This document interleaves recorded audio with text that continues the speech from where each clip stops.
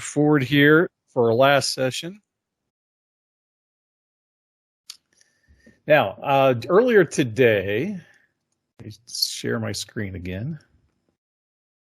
Okay, earlier today, I sent you an email about workshop buddies. And so if you didn't get that email, please let me know. Send me an email, send me a note or whatever. But if you didn't receive it, please let me know. We'll be talking about that, and then I'll get that sent out to you here in a little bit.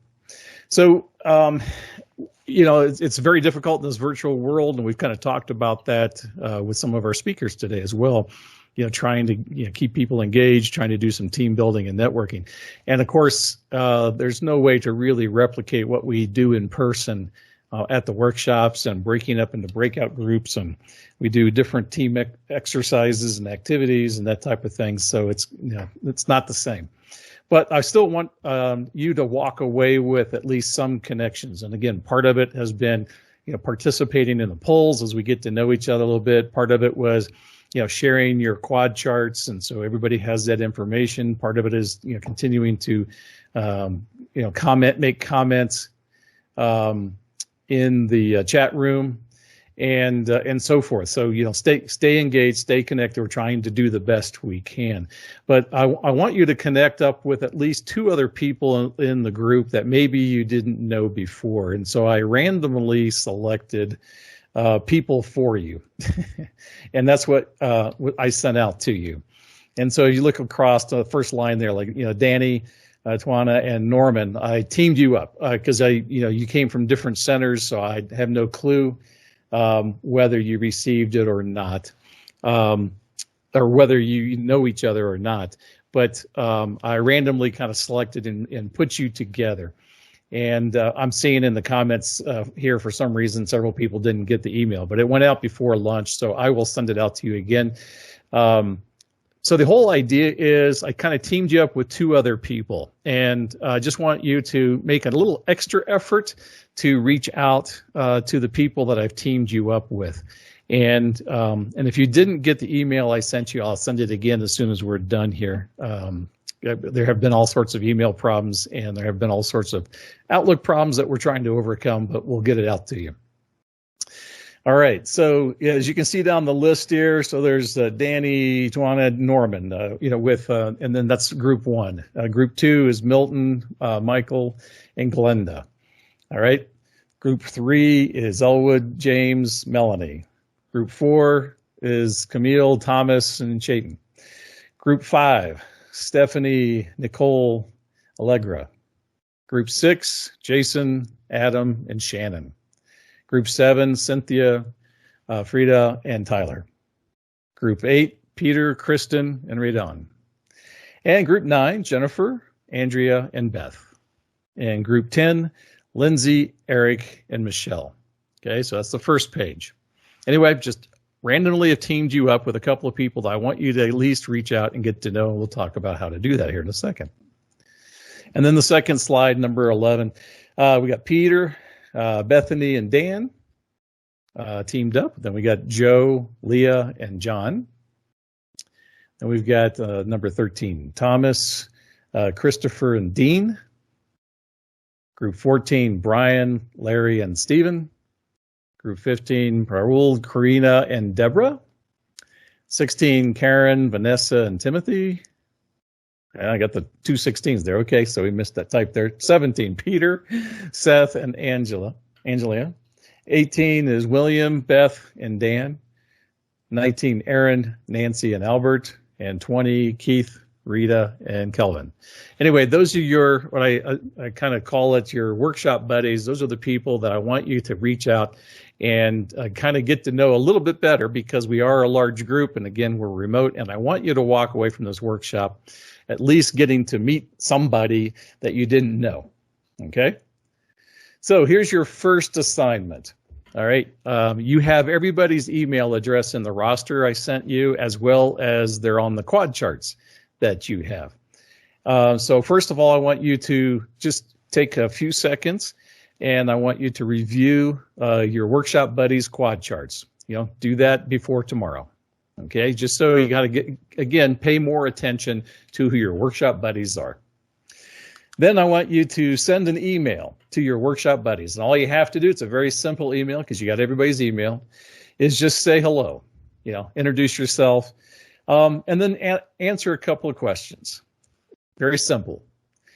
Share what you were looking forward most to this workshop, and share something about yourself that you didn't put on the quad chart. So they're going to know something different than you have on the quad chart that the rest of us, know.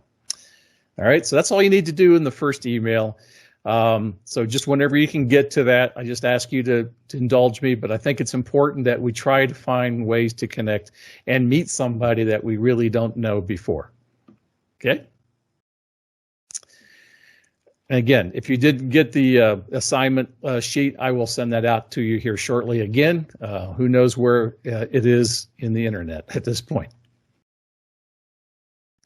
All right, let's talk a couple of minutes about the leadership self-assessment that you all did. You all took some time to fill it out, and I'm sure you've all taken a variety of different kinds of self-assessments. You heard Nikki talking about 360 self-assessments and so forth, and I'm sure we've all done a lot. This is just a version, a model of those kinds of self-assessments, but I appreciate you doing it as something else to kind of look at.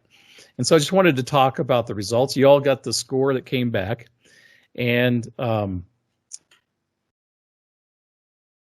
so here's kind of, looked at the whole group. You got your individual scores, that's what counts as you reviewed the results. Hopefully when you looked them over, you didn't see anything that was outrageous. But the first group was category A, which is urgency and courage. We had 17 people that fell into that core category as your top strength. Okay. Second group, which is category B, which is talent enhancement, as your top strength. We had 5 people that fell into that category. Then the C category, which was building relationships, was a large category. You had 20 of you fall into that one. And then category D, engage and inspire. All right, and we had 12 of you fall into that category. And then the category of adaptability, we had 9 people that fell into that category. As again, this is your top strength. And if you were tied for top strength, then you probably showed up in the numbers in multiple categories. But generally, we just kind of picked the top one. And then the last category was communications, and there were 4 of it. So this is kind of how it graphed out. As you can see, building relationships was kind of the top strength of everybody in the group, and then you can see how it plays out. But again, everybody, it's the important thing, everybody brings something, to the party, right? Everybody has a different strength. So I was very impressed by the results. Hopefully you weren't too surprised. All right, next, I went and looked at the top area that you needed development. And that was just basically, which one received the lowest score from your self-assessment. And again, I understand it's a self-assessment. It's not like a 360 or anything like that, but it's at least some data. So the first category, A, urgency and courage, had 11 respondents in that area, as that was a development need for you. Category B had 25 of you in the talent enhancement, that was an area that you could use some additional development. Category C, building relationships, there were 4 of you. Category D, engage and inspire, there were 10. Category E, adaptability, were 10 of you. And then the last category, communications, 12. So again, you can see that talent enhancement was actually kind of the top need from a development point of view. So it'd be interesting if you take a second to, maybe even type it into the chat or not. Do you agree with that result? Do you agree? When you got your feedback, did you agree with what you thought you saw, or maybe you disagree? Think about it.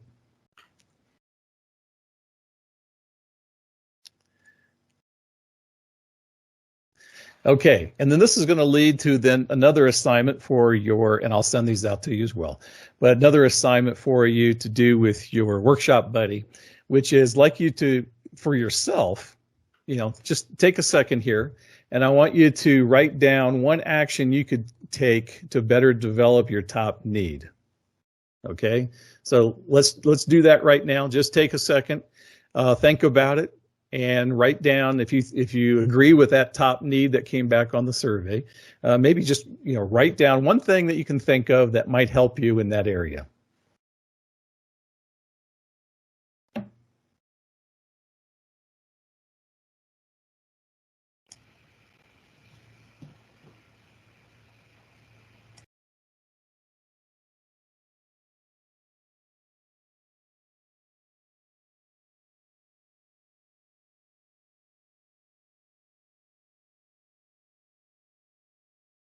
Okay, hopefully you've done that.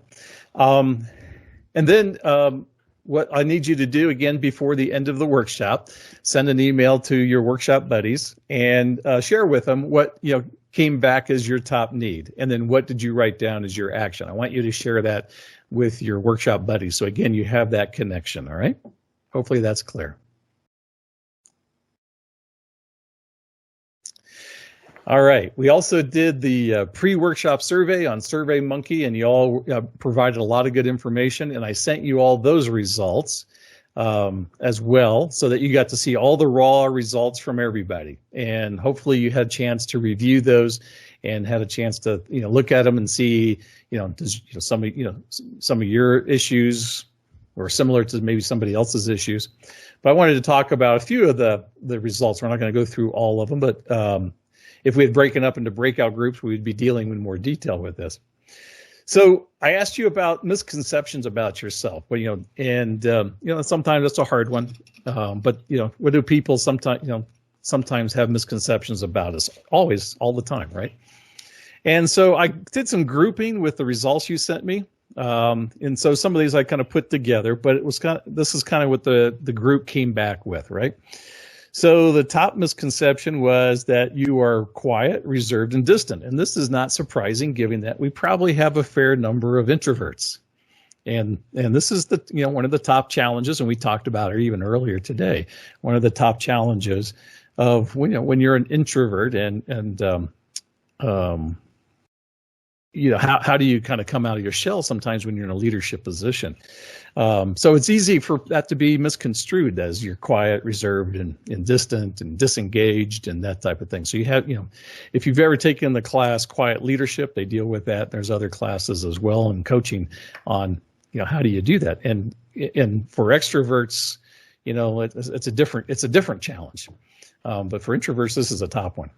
The next one, lack of understanding, knowledge, or not technical enough. And this is a similar need for a lot of organizations, especially like NASA, where it's a technical organization. And usually, if you get into a position of management, you're seen as not being technical anymore, right? You put that part of your brain on the shelf, and but so that's a misconception about a lot of us.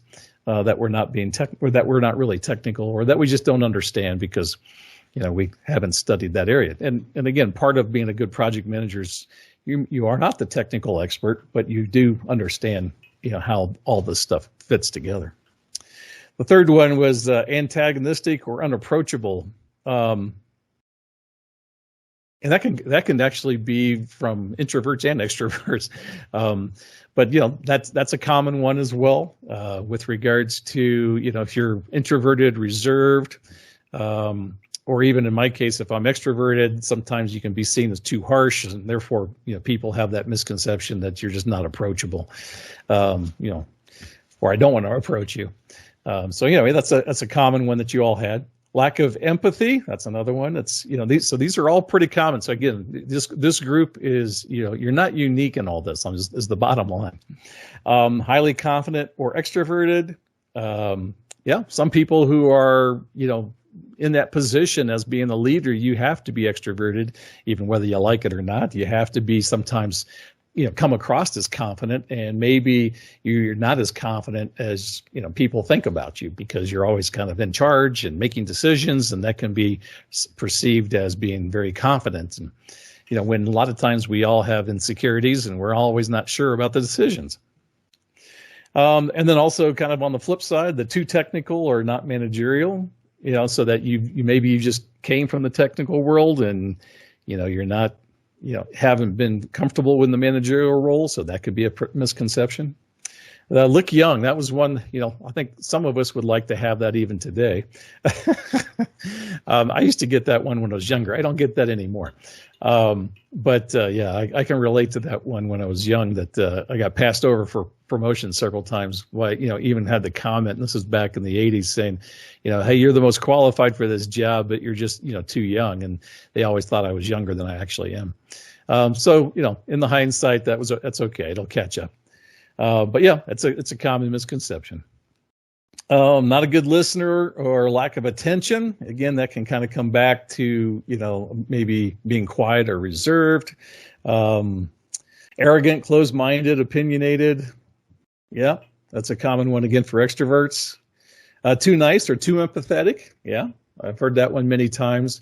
With regards to, you're just too nice. And again, you kind of go back to what Nikki was talking about, and about you can't please everybody. So sometimes, if you're a people pleaser, you have to fight that sometimes, because you really can't please everybody, but at the same time, you do want to, try to build consensus. Lack of dedication and determination, and then lack of patience, and that you just don't trust them. So all of these, again, bottom line, nothing was unique. This is very common kind of misconceptions. I guess the recommendation I have for you is just, is when you think about that, if hopefully it doesn't get in your way, but if you do run into it as you meet new people, or you're in new project situations, you get landed into a new project, be aware of it, and then think through, are there some strategies I can do, to deal with that? If I'm quiet, if I'm being perceived as quiet, reserved, and distant, again, you may have to get out of your comfort zone, as our speakers were talking about a little bit more. Lack of understanding, knowledge, or not technical enough, again, that just comes with time. You have the technical knowledge. You didn't, park that part of your brain away. So anyway, just wanted to share those results with the group. I also asked you in the survey about characteristics you wish you had more of. And so again, we're talking, and you've heard a lot from our speakers today with regards to, great leadership qualities and characteristics. And so all of these actually fit into what we've been talking about all day.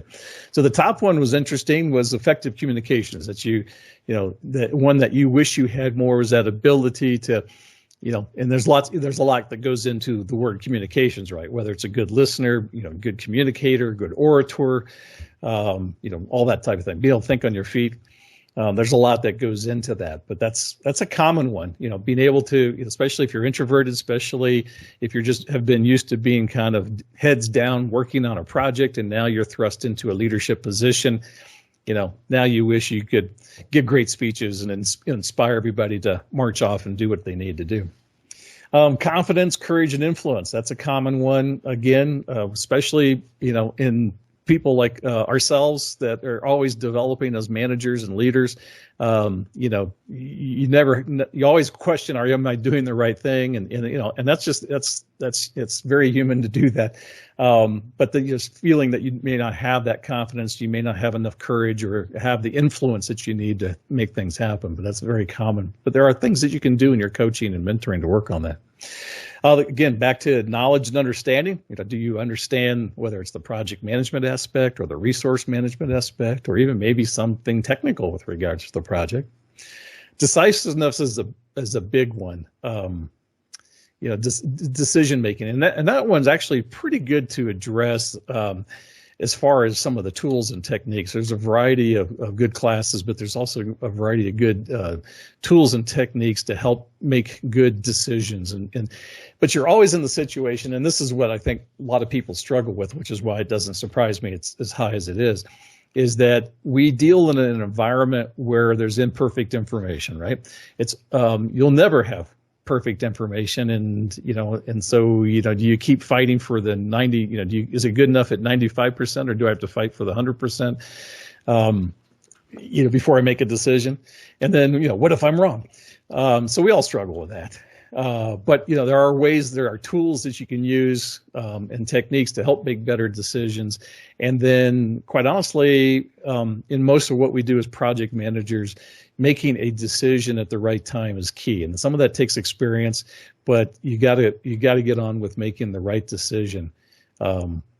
Or just making a decision. In some cases, even if it's wrong, and I've had that happen in my career where it was more important to get a decision made so that we can move forward. Because if we delayed, it would really be detrimental. And it was better to make a decision, even if it was a poor decision. And I've made some poor decisions because you can always revisit it at some point in time as well. It's really not at the end of the world. And if you have to change your mind, you accept it and you admit it and you say, hey, now we got new information or got some more inputs. We need to make a different decision here. Strategic thinking and vision, that's a common one as well as a characteristic because, again, a lot of us come from very technical jobs, came from small projects, and now you're getting up into maybe it's kind of like what Nikki's situation, right? She was focused on, Solar Probe and then got into now in more of a program manager role and having to think more strategically and big picture and how's this budget going to affect now, 30 projects, not just one project. And so those are some really good skills that you can learn with regards to strategic planning. Conflict resolution is a common one, and no one likes conflict, and especially introverts, especially even technical people that come up through the ranks. We generally shy away as humans away from conflict. We don't like that. But there again, I think there was some of our speakers talked about it today that it's actually better. It's better to address the conflict right, early on. Don't let it fester. And there are some tools. There's some collaboration tools, and in fact, there's some classes on effective collaboration that are very helpful to work through how do you deal with conflict. Of course, there's some other Apple classes like Crucial Conversations and those kinds of things that help deal with that as well.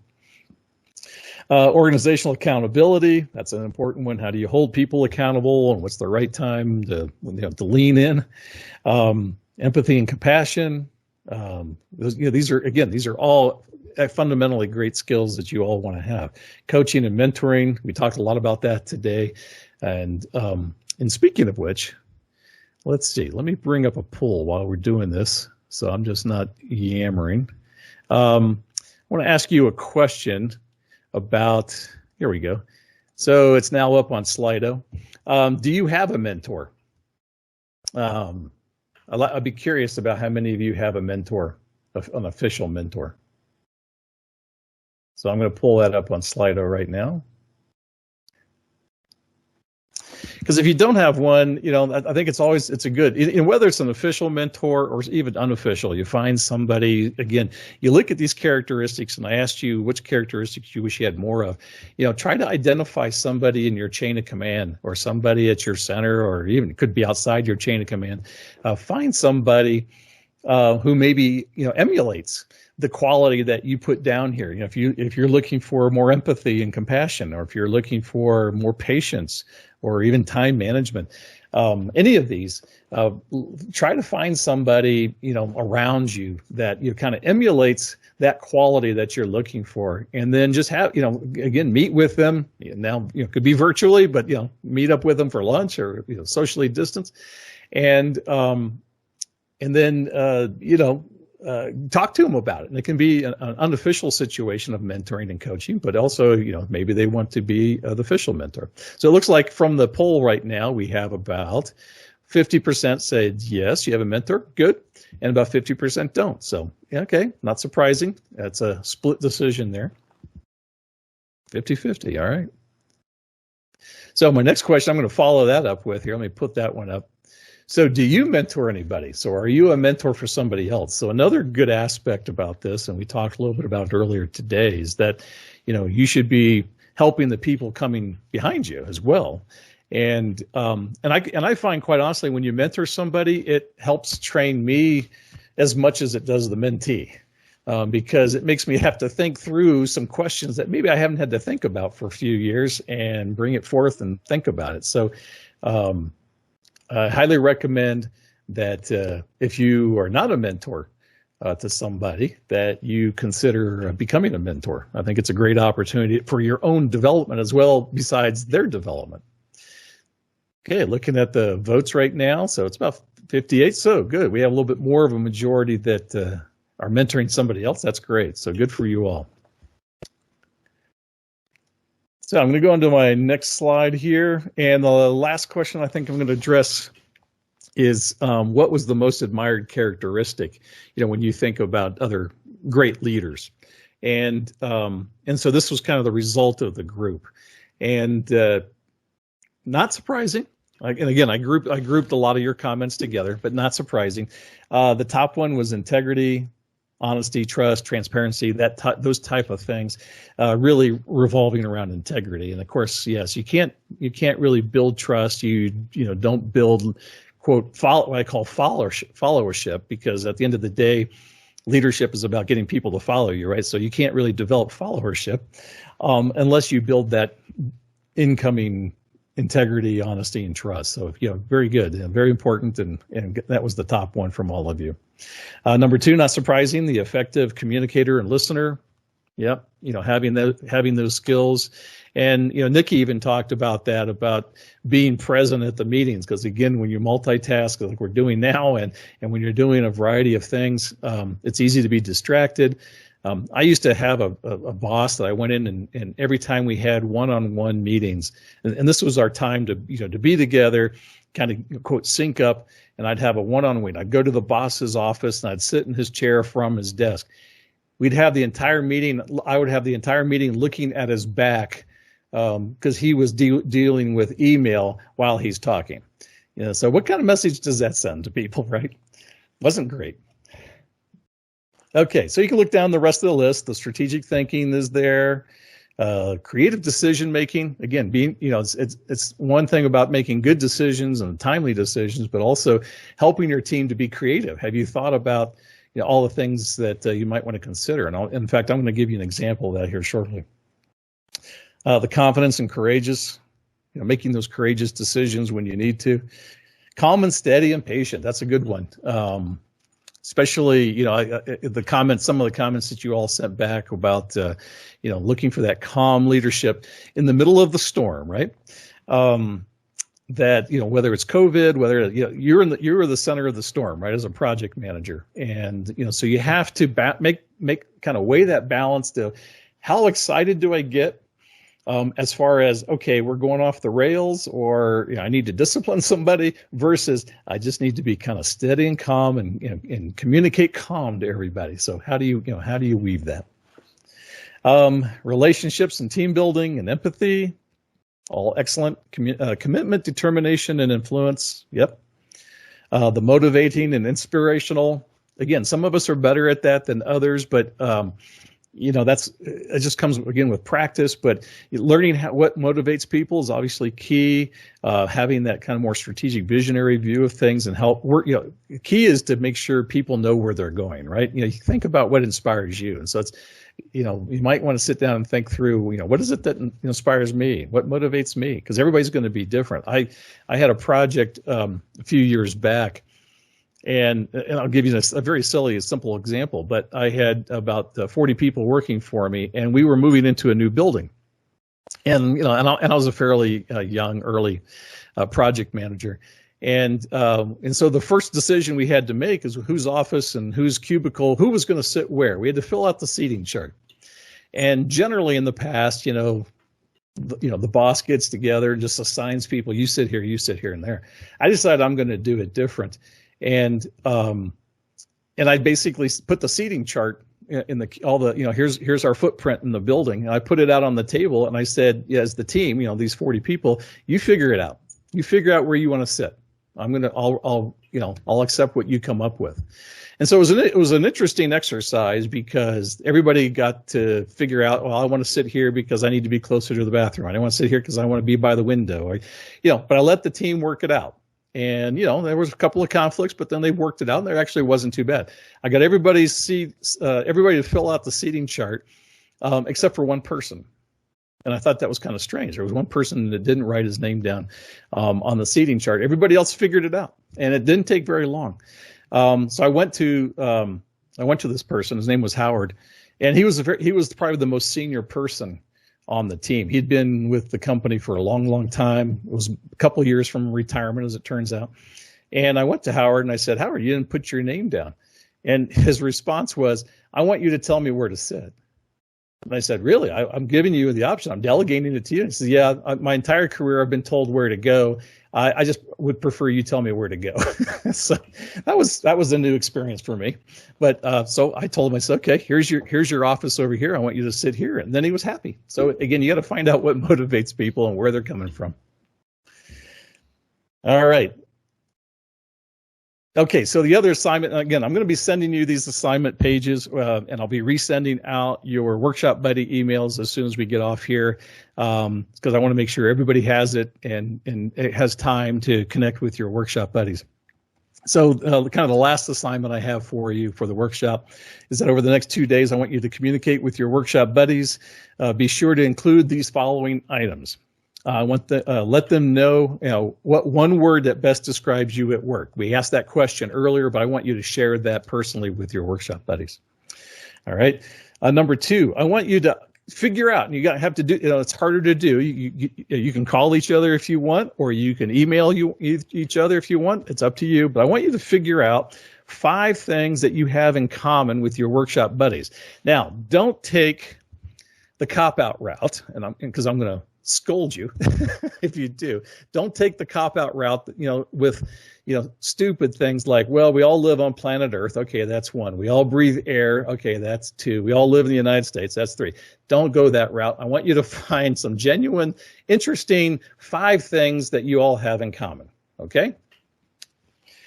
Okay, then number 3, I want you to share what you think is the best aspect of being a project manager.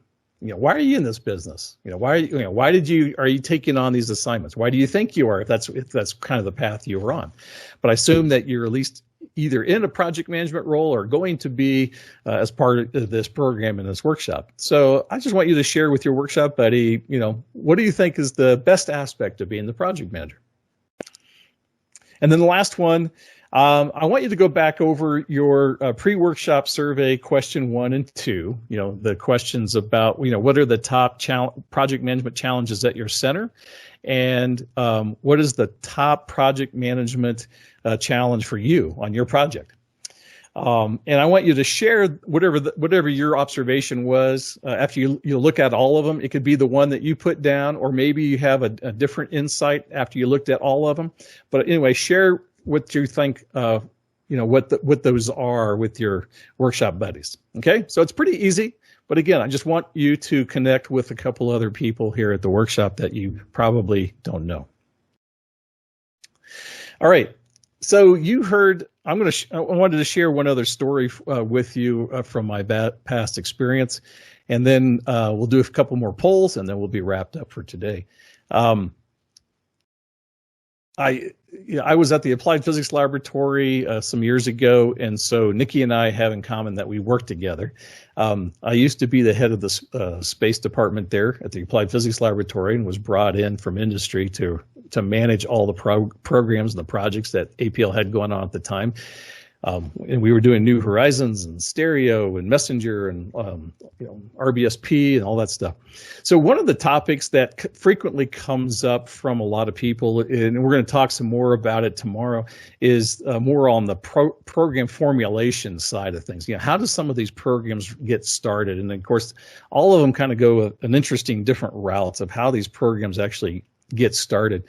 But how do you sell them? And what does it take? And so I'm not going to go give you an in-depth. I actually teach a class on this as well. But I wanted to at least share a couple of interesting lessons with you. And I'm going to be going over the stakeholders, the technology readiness, and then the action. One of the action I learned was challenge all assumptions. Okay, so let's talk about that. And this will just take a couple of minutes. So let's talk about stakeholders. I'll just go back in time in the 2007, 2008 timeframe.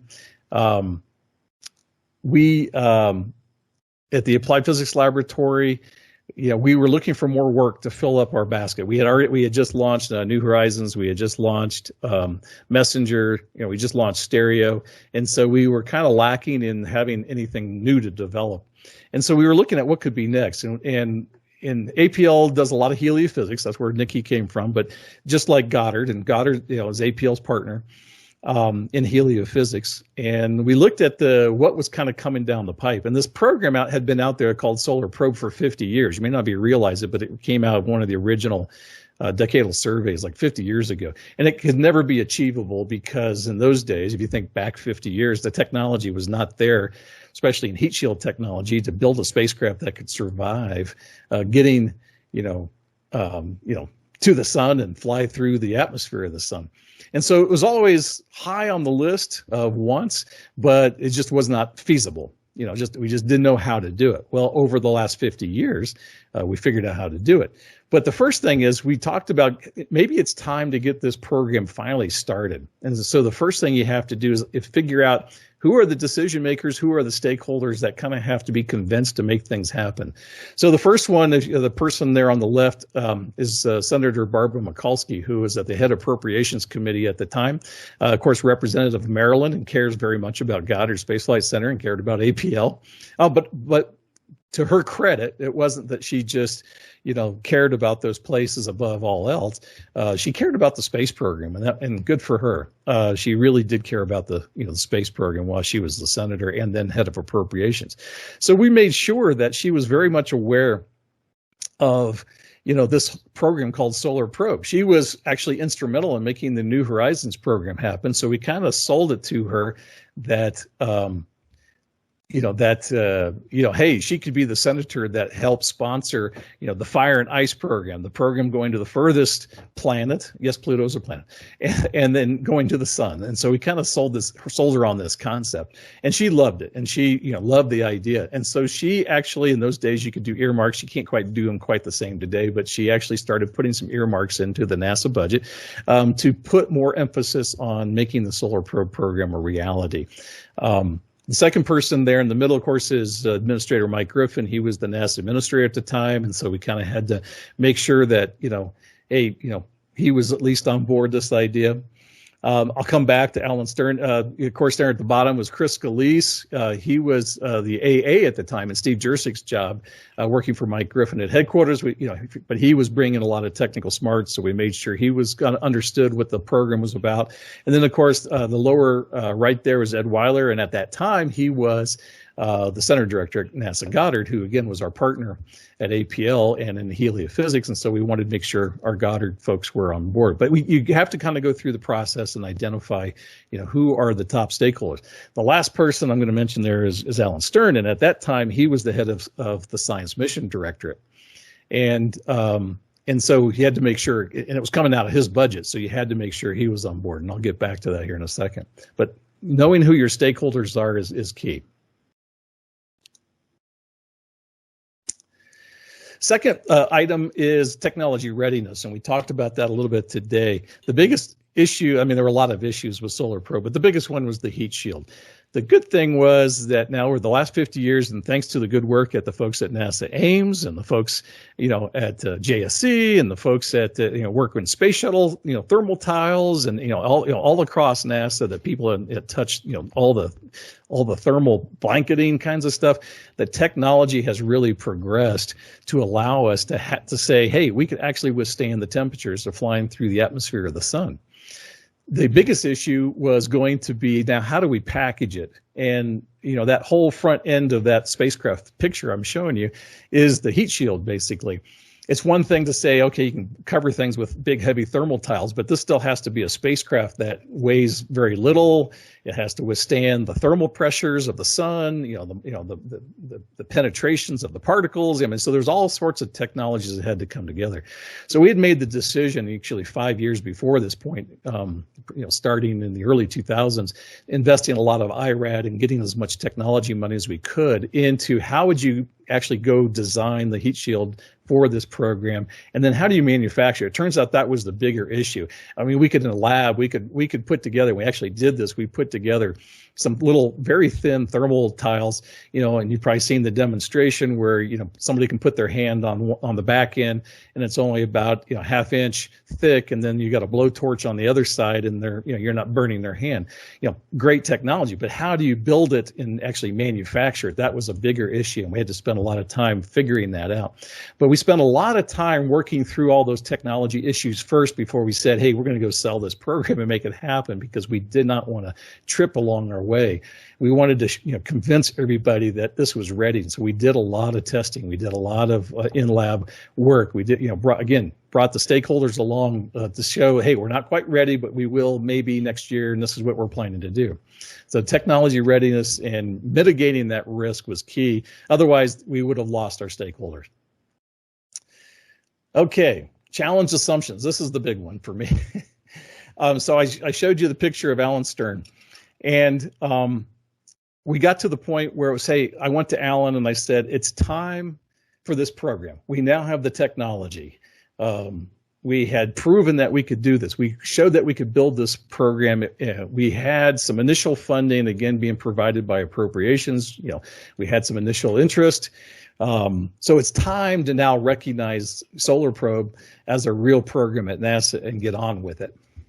Because this program has been studied for a long time. At one time, JPL was actually leading a program for Solar Probe. Lockheed Martin had done a lot of work on Solar Probe. So it's been around a long, long time. So we went to Alan and said, it's time to make this a real program. And Alan, in his usual way, said, I agree with your conclusions.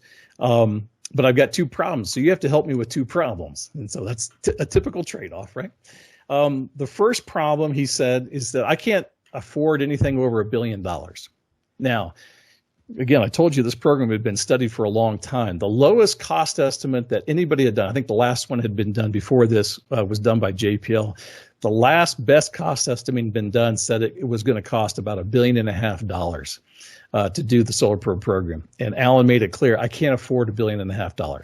So if you can find a way to get this program in under, it could be a penny under $1 billion, but if it's under $1 billion, then I can approve it. But if it's over $1 billion, then we can't start out of the blocks. So, okay, I took the challenge.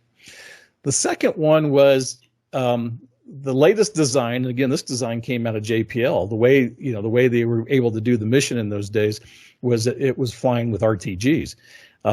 Because of the orbital mechanics, you had to launch this thing out to Jupiter, use Jupiter flyby to go out of the ecliptic, and you're in this big 5-year orbit, and then you came in around the sun. And because of that distance and how long the mission was, it needed RTGs. You really couldn't do it with solar arrays. And he said, and this was back in the time when we were very limited on uranium, very limited on what we had available for RTGs, and we were saving all available RTGs for the Mars missions at the time, quite honestly, and couldn't afford it. So anyway, he gave me those two conditions and said, if you can come up with a mission that requires no RTGs and could be less than $1 billion, you got it, and we're going to start it. So that's a challenge. We like those kinds of challenges, right? So the first thing we did, I came back to the team. Now, keep in mind the APL team and the science definition team, the Goddard team. Most of these teams had been in place on this program forever, and they studied it to death. And I came back to the existing team and I said, hey, we got the mission, we got the go-ahead. We just got to solve these two problems. Got to be less than $1 billion and no RTGs. And the response I got from the established team, the Solar Probe team at the time, was no way, can't be done. We've studied it, for 50 years. We've gone through all the cycle after cycle of redoing it. We got it down to $1.5 billion, and this is the only way you can do it. And so I kept trying to push that rope, and the answer with the team just was can't be done. And I wasn't getting their interest. I wasn't getting anywhere with them, quite honestly, to get them excited about, well, let's go change it. So as program manager, as the head of the group, I basically fired them. I didn't physically fire them. I took them off the team and I said, go back to your present job. And I formed a new team. Because what I wanted to do is basically zero baseline and re-baseline everything. We're going to challenge every assumption. The only way you can make major changes for programs like this, if you're trying to change it, is you have to go back and challenge your assumptions. Because as you know, assumptions get baked in. And and then that drives cost, and it drives schedule, and it drives everything else. So you have to go back to square one. You got to kind of go back to a zero baseline. And so I created a new team. We had a new science team. We had a new engineering team, some out of the box thinkers, and we got them together and gave them this challenge. And we started with throwing all the science, even all the science questions off the table, and they all had to earn their way back on the table. Now, some scientists are like, well, no, these have been established for 50 years. Yeah, I got it. But we're gonna revalidate them. And if all of them earn their way back on, so be it. But we got to go through the process. First requirement was that you have to fly over the pole of the sun. You couldn't fly around the equator of the sun. So we challenged that one, said, because that was a driver. It was driving this big elongated orbit. It was driving having to go to Jupiter. It was driving the RTGs. It turns out that one requirement was driving a lot of cost and a lot of schedule. So we challenged that requirement. And we went back to this team and went to the scientists and said, why do we have to fly over the pole of the sun? Now, you may be shocked, but the first response I got from the team was, well, we think it would be neat to do. Okay, so how much do you want to pay for neat? Now, it turns out, and I don't want to be too glib, it turns out that actually there was a couple of scientists early in the definition of the program that had come up with a hypothesis a while back that there was a certain phenomenon that only occurred at the poles of the sun, and they really wanted to see it up close because solar probes coming in really close, and they wanted to see that phenomena up close at the poles. Turns out, though, that because of the Solar Dynamic Observer and other heliophysics missions that we've done in the 90s and 2000s, that hypothesis has already been proven. It actually occurs in other places on the sun besides the poles, and that hypothesis has already been proven. So there's no need to do that and saddle this program with having to do that. So guess what? That requirement didn't earn its way back on. And once that happened, we no longer had to go over the pole, which means we no longer had to go to Jupiter, which means no longer had to have an RTG. And that was just with the first requirement. And we did that with every requirement. And a lot of them earned their way back on. Great science. But we went through that process and challenged it. And because of all of that, we were able to come up with a way to come up with a mission that doesn't require RTGs. And guess what? Came in under $1 billion. So that's my point, is you got to be willing to challenge your team. Okay. So this is I'm just showing you right now. This was the orbit, one of the orbits that was showing you have to go out to Jupiter because you have to use the Jupiter gravity assist to get out of the ecliptic to come over the sun. That creates this 5-year orbit, a lot of length, a lot of time. But we came up with actually. Oh, by the way, that Jupiter orbit would give us only 2 passes of the sun because by that time the RTG wasn't going to last, the spacecraft wasn't going to last. We get at the most 2 passes.